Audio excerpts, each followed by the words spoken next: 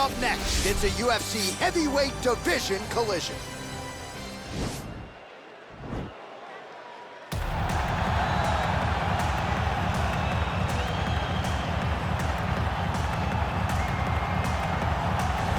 Well, pretty much every time out in the UFC, DC, this man has put on a striking clinic, and that is his methodology coming in here tonight. He'll try to keep the fight on the field. And that's why we tune in, right? That's why we tune in. We tune in to see guys that are dynamic. We tune in for the speed. We tune in for the knowledge of the striking game, the ability to set traps, the ability to find the jab, the ability to find the right hand, the right kick, the left kick, the knees, the elbows. He truly uses every weapon that he has in his arsenal to try and finish his opponents.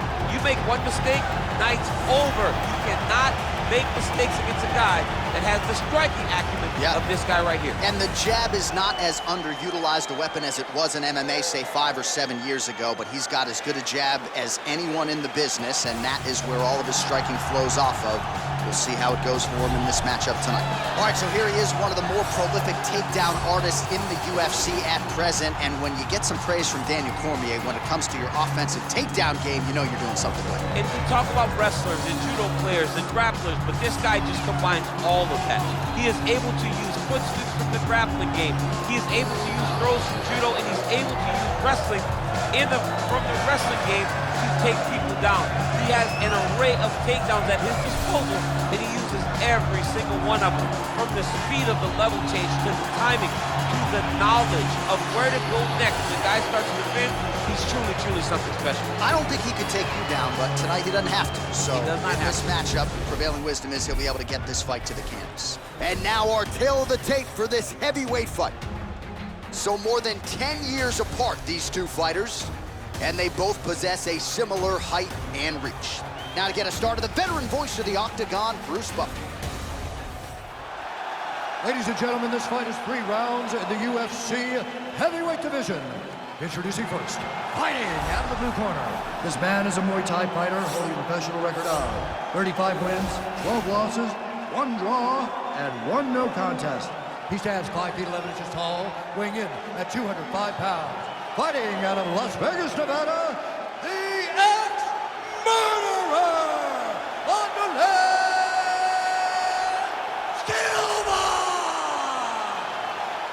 And now introducing his opponent, fighting out of the red corner. This man is a freestyle fighter, making his professional debut here tonight. He stands 5 feet 10 inches tall, weighing in at 265 pounds.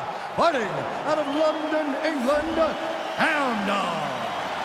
And when the action begins, our referee in charge of the Octagon is Dan Mergliotta. Dan Mergliotta, your referee. You ready?